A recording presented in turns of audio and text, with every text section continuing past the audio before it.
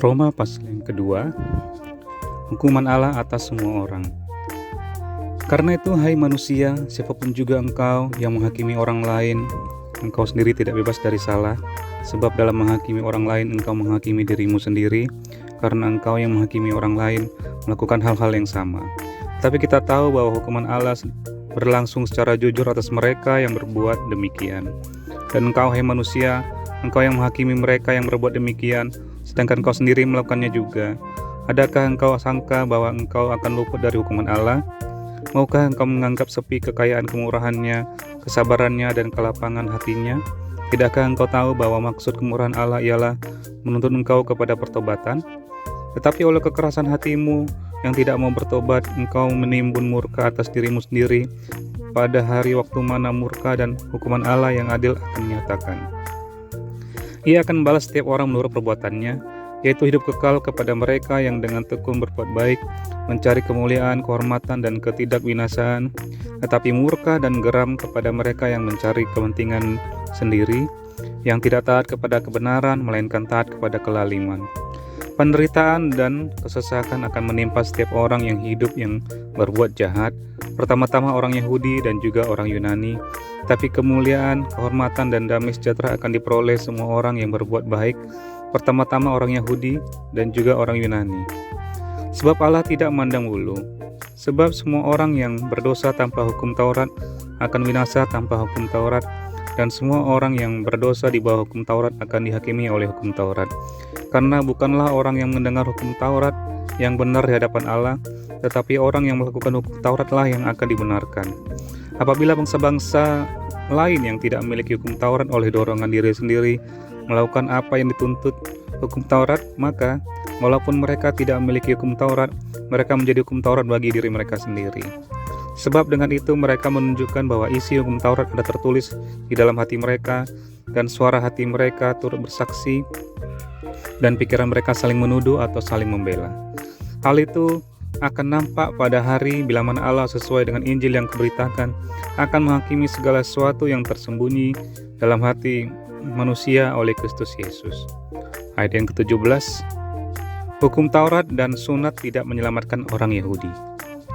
Tetapi jika kamu menyebut dirimu orang Yahudi dan bersandar kepada hukum Taurat, bermegah dalam Allah dan tahu akan kehendaknya, dan oleh karena diajar dalam hukum Taurat, dapat tahu mana yang baik dan mana yang tidak, dan yakin bahwa engkau adalah penuntun orang buta dan terang bagi mereka yang di dalam kegelapan, pendidik orang bodoh, dan pengajar orang yang belum dewasa, karena dalam hukum Taurat engkau memiliki kegenapan segala kepandaian dan kebenaran.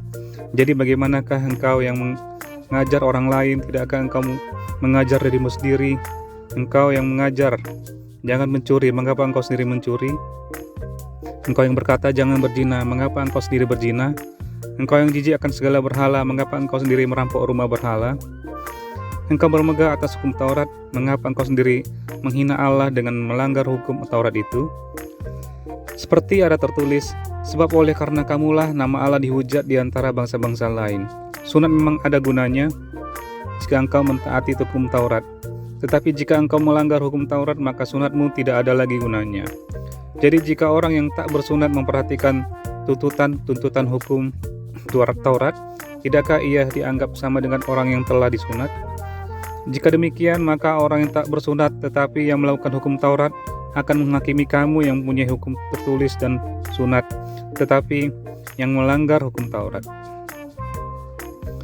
Sebab yang disebut Yahudi bukanlah orang yang lahiriah Yahudi, dan yang disebut sunat bukanlah sunat yang dilangsungkan secara lahiriah, tetapi orang Yahudi sejati ialah dia yang tidak nampak keyahudiannya, dan sunat ialah sunat di dalam hati secara rohani, bukan secara hurufiah.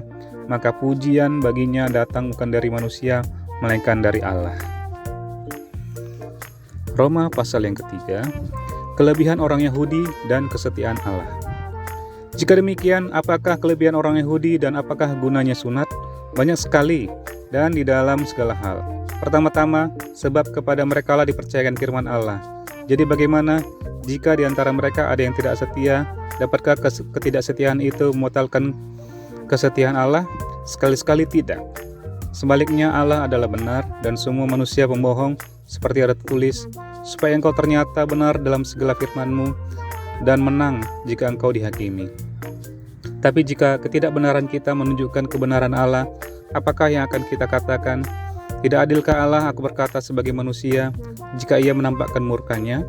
Sekali-sekali tidak. Andai kata demikian, bagaimanakah Allah dapat menghakimi dunia?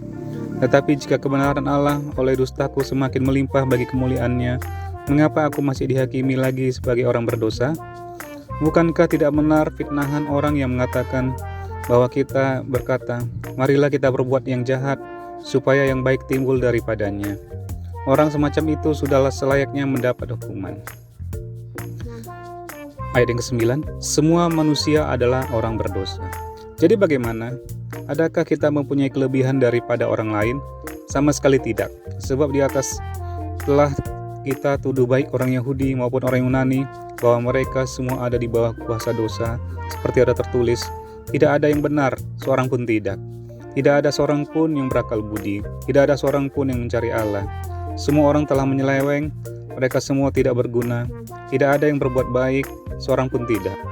Kerongkongan mereka seperti kubur yang ternganga, lidah mereka merayu-rayu, bibir mereka mengandung bisa. Mulut mereka penuh dengan sumpah serapah, kaki mereka cepat untuk menumpahkan darah. Keruntuhan dan kebinasaan mereka ditinggalkan di jalan mereka, dan jalan damai tidak mereka kenal. Rasa takut kepada Allah tidak ada pada orang itu.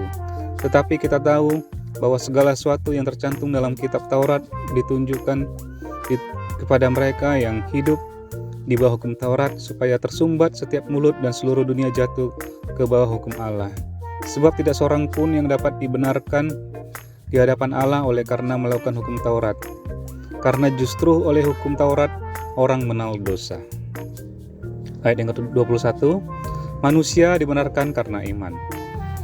Tetapi sekarang tanpa hukum Taurat, kebenaran Allah telah dinyatakan seperti yang disaksikan dalam kitab Taurat dan kitab-kitab para nabi, yaitu kebenaran Allah karena iman dalam Yesus Kristus bagi semua orang yang percaya, sebab tidak ada perbedaan. Karena semua orang yang telah berbuat dosa dan telah kehilangan kemuliaan Allah, dan oleh kasih karunia telah dibenarkan dengan cuma-cuma karena penebusan dalam Kristus Yesus.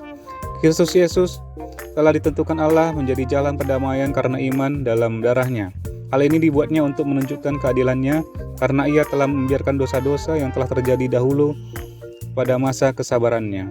Maksudnya ialah untuk menunjukkan keadilannya pada masa ini, supaya nyata bahwa ia benar dan juga membenarkan orang yang percaya kepada Yesus. Jika demikian, apakah pada dasarnya untuk bermegah? Tidak ada. Berdasarkan apa? Berdasarkan perbuatan? Tidak, melainkan berdasarkan iman. Karena kami yakin bahwa manusia dibenarkan karena iman dan bukan karena ia melakukan hukum Taurat.